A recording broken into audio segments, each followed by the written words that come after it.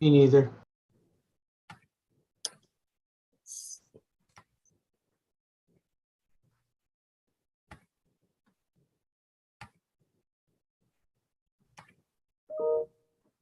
Oh, there it is. Mhm.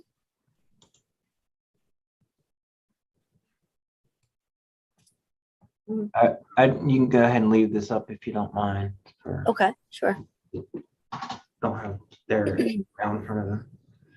All right, we can go ahead and get started. Give me one more second to see if anybody else has come in and needs to be moved over, and then I've already started the live stream, but then we can do the roll call. When I'm sharing my screen, I have a hard time. I've got to get to the participants a different way. If you need to unshare long enough to do that, that's fine.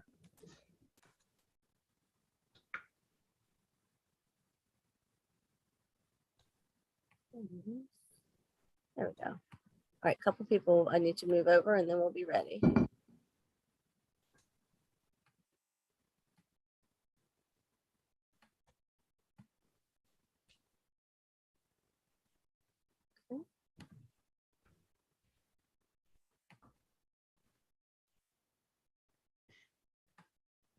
Okay. All right, good morning, all. This is the June 1st Fall Line Working Group meeting for CPTA. And our first item will be roll call for attendees. Thank you. We have, let's see, Town of Ashland, Miss Amos. Here. Chesterfield County, Miss Smith. And Miss Walker. Here. Hanover County, Mr. Badunez. Yeah. Henrico County, Chair Yor. Here. Miss Meidler. Here. Vdot, Mr. Mann. Here. Mr. Riblett. Miss McAdory. Here. Plan RVA, Mr. Parsons. Here. Mr. Ariel. And Mr. Bushing. Here. City of Richmond, Miss Clark.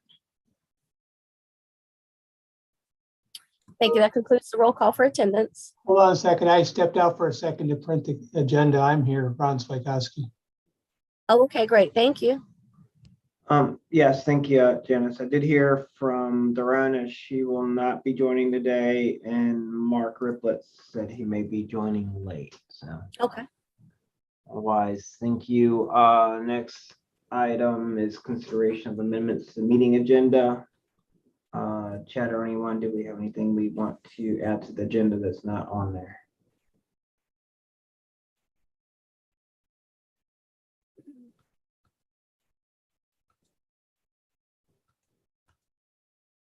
Hearing none. I did see Eric, are you on? Yes, sir. All right. Do we need to at some point provide update on the project agreement with Vdot? Sure, I can do that now. Right.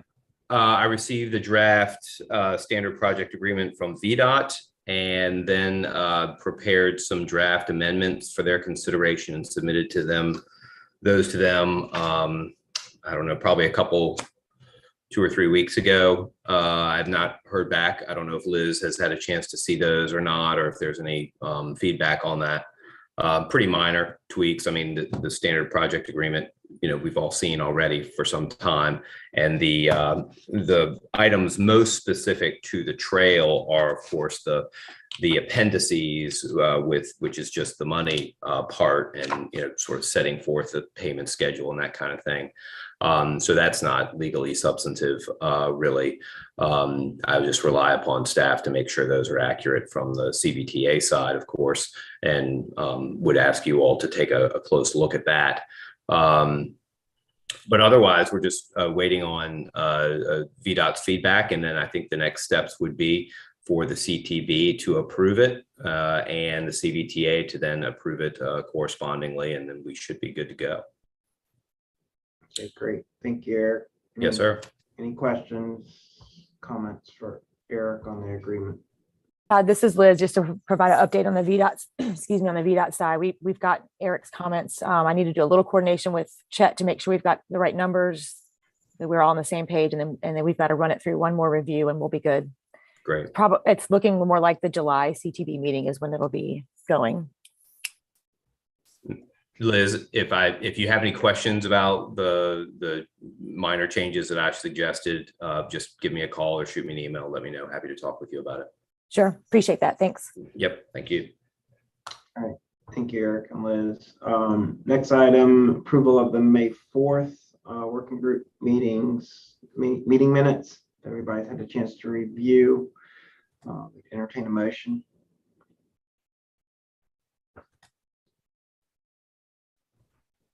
This is Nora. I move approval of the minutes. Thank you, Nora. Do we have a second? I'll second. Thank you, Ron. All right, have a motion, a second. All in favor, please say aye. Aye. Aye. All right, motion carries.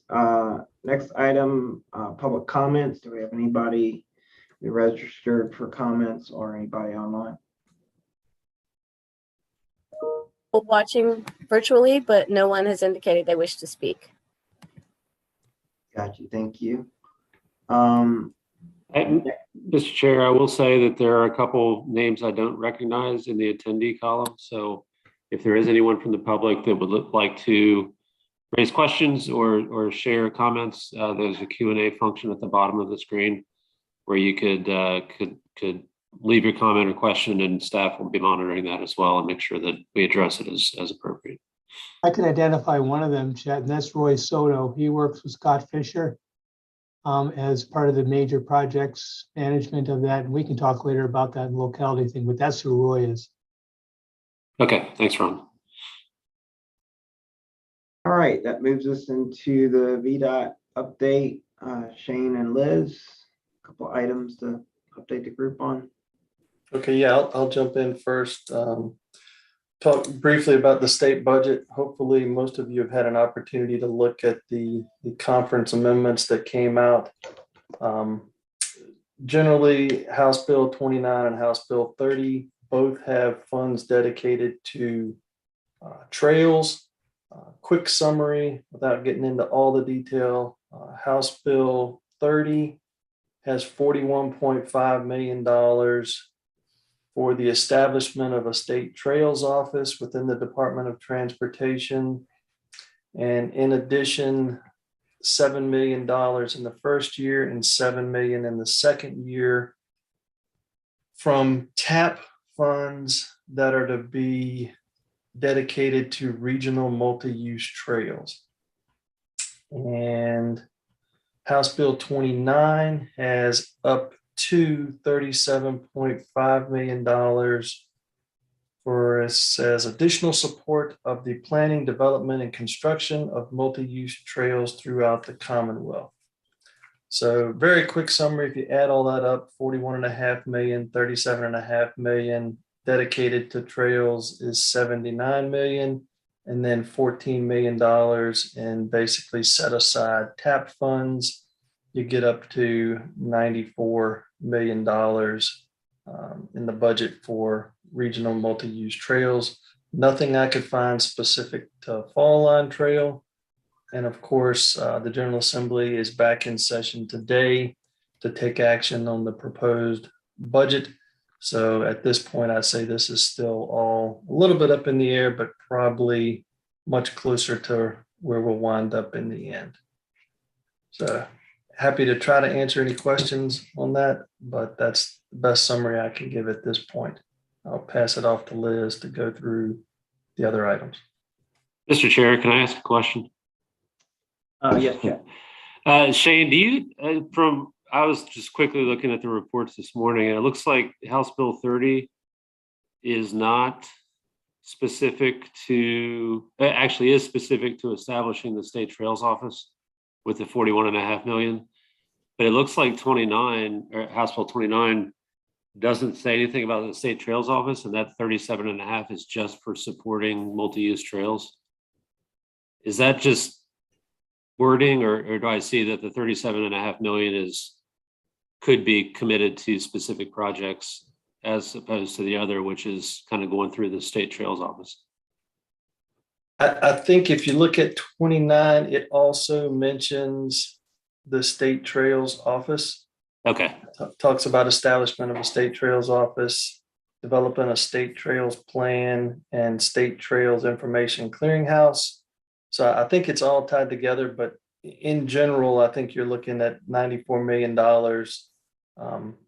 House Bill 30 clarifies that $800,000 directly goes to the initial operational overhead costs of establishing the state trails office. So I think a small amount of the 94 million will go to the office. The rest will actually go to trails. Okay, thanks. Sure. At least that's how I read it. Shane, this may be premature, but do we know what the charge of this proposed state trails office would be? No more than what I can read here. And I think there was they talk about let's see, January 2022 report of Virginia Multi-Use Trails Initiative. I don't know that I've seen that report, but it might be enlightening if we were to take a look and see what that report is.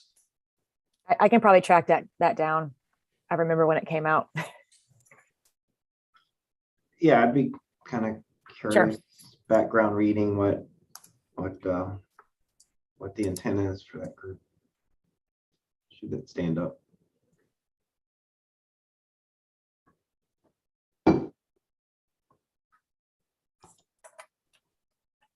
Anything else on the budget? I'll jump into the design guidelines. I think you can go ahead, Liz. Thank you. Okay. As most of you know, we had the stakeholder meeting. I was on vacation last week, so I think it was the week before that.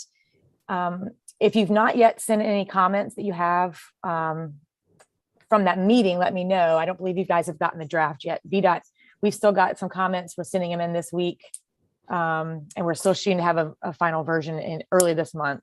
Probably once you guys get it, we'll wait for your comments. It's probably going to be actually middle of June before it's fully finalized.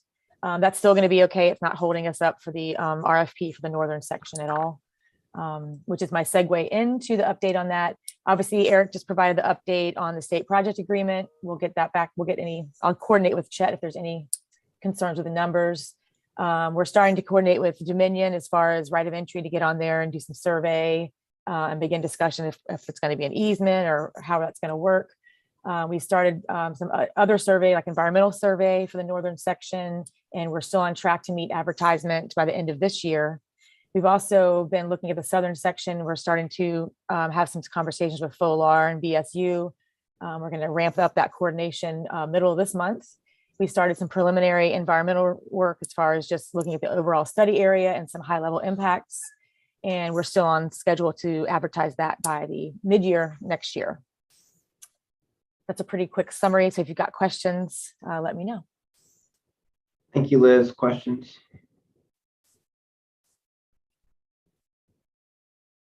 So One more thing, if I could. We're working on a summary from all the comments we got from both public meetings, and we're going to have, I can probably get that out in the next couple of weeks to you guys, just for your information. I think most of the comments were positive, but obviously there were some concerns. So we will summarize all those and some responses, and I'll let you guys have that as well. Great, thank you. So the design guidelines should be coming out to the localities. When do you estimate? I would say next week. Okay. Great, thank you. Mm-hmm. All right. Nothing else for the Vdot team. We can move into item 5, schedule and spending plan timeline for the remaining segments of the trail. Anybody have any updates for their selective sections?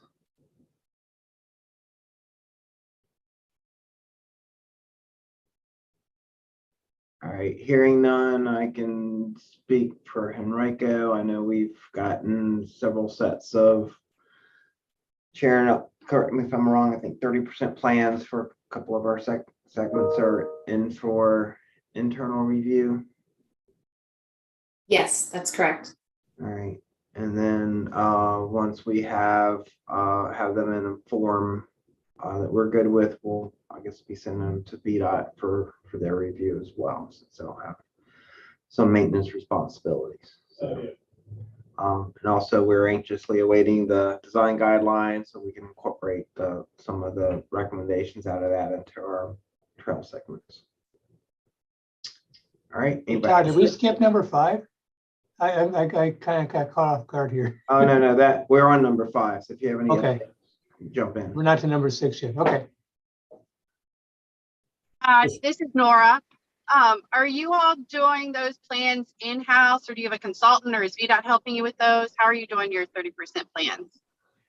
We have consultants that we hired on calls to do the different segments.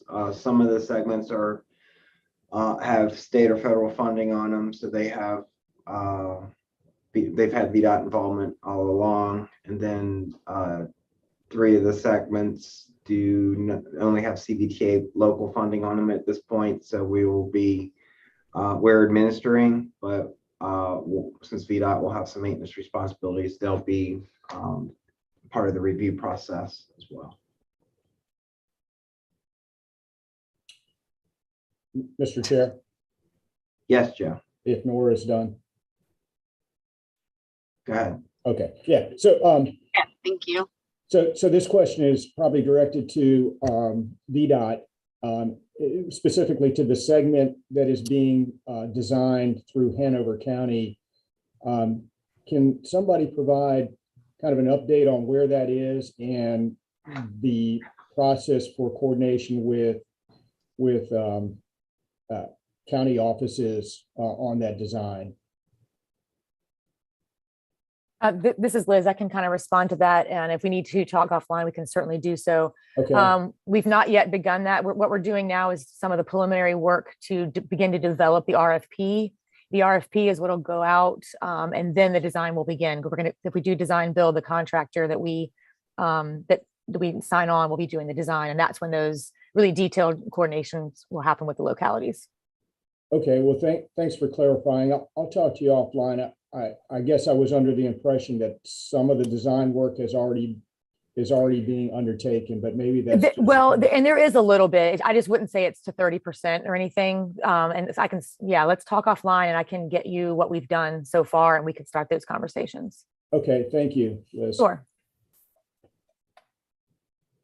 All right, and Ron, sorry about the confusion. I guess 5 and 6 sort of blend in my mind in terms of what we're covering. So if you have an item under either 5 or 6, feel free to jump in. Yes, I want to give an update on the first segment, the 1A. Of course, you all know about the May 5th meeting. I know Liz already talked about 80 attendees. There were some concerns by residents in Colonial Heights that are in front of the corridor. Heather Barrar and I met with Scott Fisher and Roy Soto on May 10th to kind of walk through that 1A route. I also had a phone call from Jane Harris at VSU. They've been working on trying to coordinate a meeting with their folks about the possible, alignments and that kind of stuff, to kind of nail that down. That's set for the 6th of that's next Monday on the 6th from 3 to 5 at VSU. There's a little bit of miscommunication because Brantley was supposed to get the word out to the other folks other than the VSU, but then he didn't. And so we're trying to play catch up, particularly for you VDOT folks. I know Roy's on here now too, which is good. Scott can't attend. Liz, if you could, because I informed her that the proposed discussion we had in an earlier meeting is different than the Timmins design, and they want to talk more about that. I think their 2 main concerns are making sure that they can lock down, in case of emergency, and then also making sure they don't impinge upon the new pavilion on the overlook. So if any of you can attend, hopefully Roy, who's online, hopefully you can attend. I know Scott can't, he's off. I may not be able to attend either. I've got a VAMPO meeting. I know Chet and I have VAMPO Monday afternoon. So just want to give you an update on that. Hey, Ron. Yeah, This is Liz. Can you and I chat later this morning about that? Because we've also done some reaching out to set up a Good. meeting. We need to make sure our consultant's there. yes. So we may need to reschedule that, but I just want to talk And with you that's offline about possible. that. Jane said if need be, we can reschedule. Yeah, I want to make He wants sure. to get some feedback. Right. Okay. And I I'll wanna give you a get you call involved. after this. Okay, great. All right, thank you, Ron. Any other local updates on any sections? See, Chessa has her hand raised. Oh, I couldn't see that. Go ahead, Chessa. Yeah, this is actually a question for VDOT on, I'm just curious if on the going to add on the south section, what is that, middle of next year, are y'all considering open up the selection committee to locals? I know we would have an interest in supporting and being on that group if that's an option. This is Liz. I'll have to look into that with central Okay. office and I can get back to you on that. Okay, thank you. Good question, Chessa. I guess, I think Henrico would be interested on the northern section as well, if that's an option. Yep. I'll let you and both of y'all know. Great, thanks. All right, any other locality updates, questions, comments? All right, moving on to item 7, proposed approach for inclusion of trail signage and amenities. So this item was added as a follow-up to some of the discussion that was on the last design guidelines meeting a few weeks ago. I had a follow-up conversation with Scott Fisher, who I know followed up with you, Shane, and Liz. I assume you're looped in, but I guess questions came up in my mind anyway about making sure that we have a uniform and comprehensive approach to all of the wayfinding signage and some of the amenities along the trail. I know with the Capitol Trail, a lot of that was kind of after the fact follow-up by Capitol Trail Foundation, and that ultimately worked, but there were some challenges after talking to Kate Anthony and others about how that was delivered, and we just want to make sure that as trail segments are completed,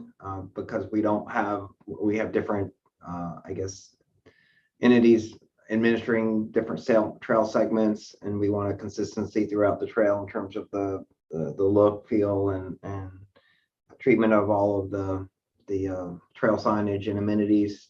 The discussion is about maybe doing separate contracts as furnish and install for the signage and the amenities along the trail. And Shane and Liz, you're welcome to jump in at any point, but with that approach, I think there's some benefits from the standpoint of we get hopefully one furnish install contract.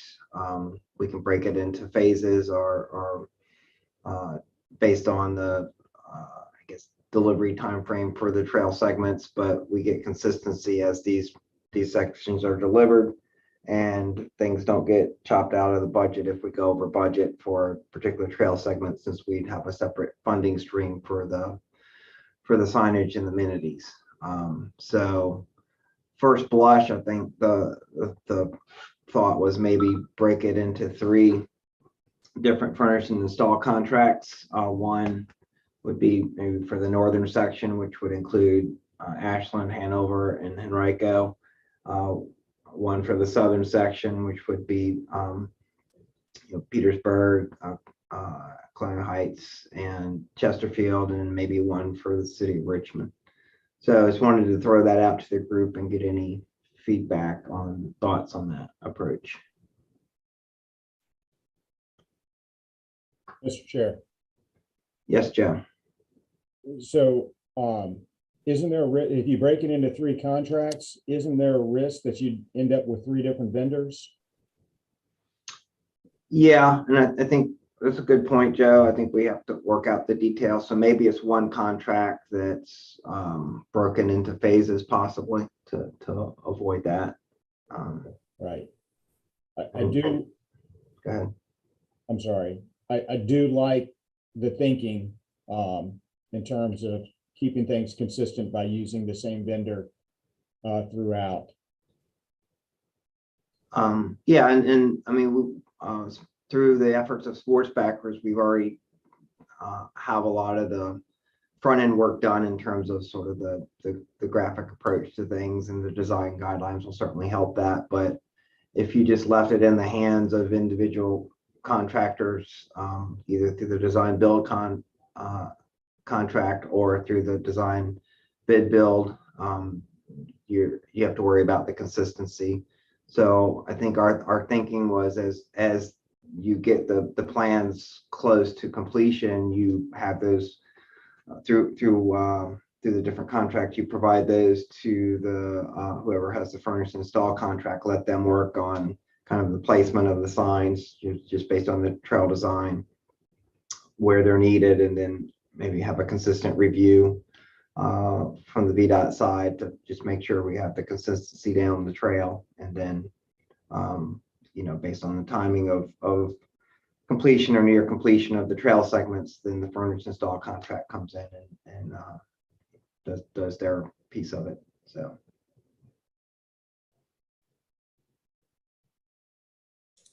Hey, Todd. Shane. yes, Shane, go ahead.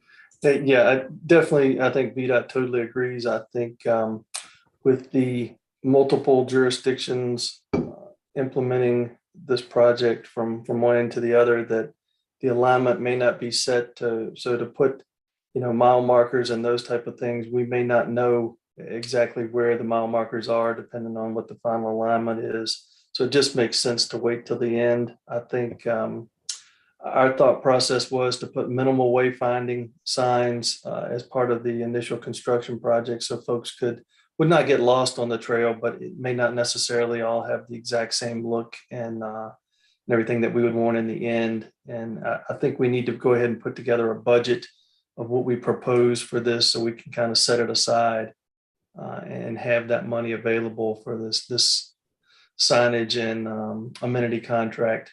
Like you said, I like Joe's idea of let's put it all out as a multi-phase, so we have consistency from one end to the other. But definitely VDOT is on board with this concept, and definitely want to make sure we're setting some funds aside to cover it in the end. Appreciate that, Shane. So is that something VDOT can work on in terms of maybe a planning level budget, so we make sure we can set aside the necessary funding? Absolutely. Yep. I think as soon as we have the design guidelines finished and know exactly what we're looking for, we can put together a pretty good budget on what we think we need with the input from all the localities. Excellent. Thank you. Other questions, comments, observations on this approach?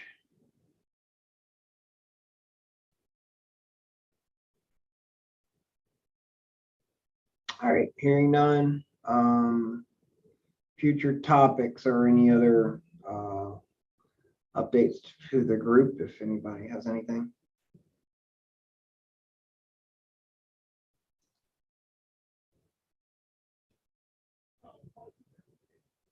All right, hearing nothing. Actually, I will provide a brief update. Sports Backers Bike Walk RVA held a bike walk talk last Thursday in Lakeside at a fine establishment that served alcoholic beverages. So Sharon, myself, and one of our project managers, Letitia Hinton, attended. Had Sharon, I don't know what the estimate of attendees were, maybe a couple dozen. Yeah, sounds right. Came to kind of hear about and talk about primarily the Fall Line Trail.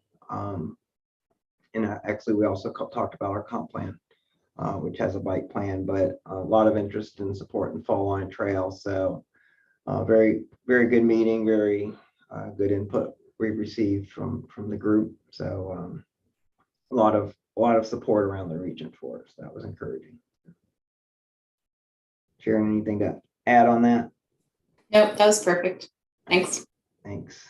All right, anybody have anything else for the group? There's a big forum tomorrow morning, a big joint meeting. Hopefully everybody on the call is going to be able to join. I know Shane is on pins and needles, expecting everyone at the new district office. So hopefully you'll be able to make it. Thank you for that, Chad. Is the start time 8:30 or 9? I've seen both. So. I think 8:30 networking, 9 first speaker. Got it. All right. I guess we'll see everybody there. And if it's any enticement, Secretary Miller is going to be there. So. Gotcha. Next meeting is scheduled for July 3rd. That doesn't sound right. July 3rd is a Sunday. Yeah, I was gonna say I'm not available on July 3rd. So, Chet, you wanna? I'll check it and make sure it's corrected, and it'll be listed correctly in the minutes and on the website. Maybe it's July 13th if we do it on Wednesdays usually. But You can check just my let us know. calendar. Yeah. Yeah, if it's July 13th, I can make that work, I think. So. I actually have it listed on my calendar for July 6th. Yes, that's what I have too, Janice. That works too. July 6th is a conflict with the Friends of the Fall line. I guess that's at 10:30. This is at 9, so I guess we don't usually run that long, but I will be out of town on the 6th, so if somebody else would like to run the meeting, that's fine. Do we have a vice chair? I don't think we have a vice chair unless it defers to the CBTA vice chair. TAC vice chair, Chet, do we know? I don't think we know.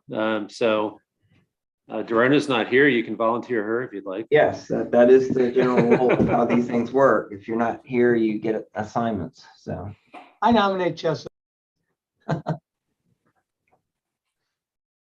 I'm here. No, that's fine. I can, I check my calendar. I'm available. No prob, Bob. all right, well, that sounds like a plan then. So July 6th, if you can update that, Janice. Absolutely. I'll make sure I make the change. Great. Anybody have anything else? All right, well, thank you, everybody. Have a great rest of the week. Thanks, everybody.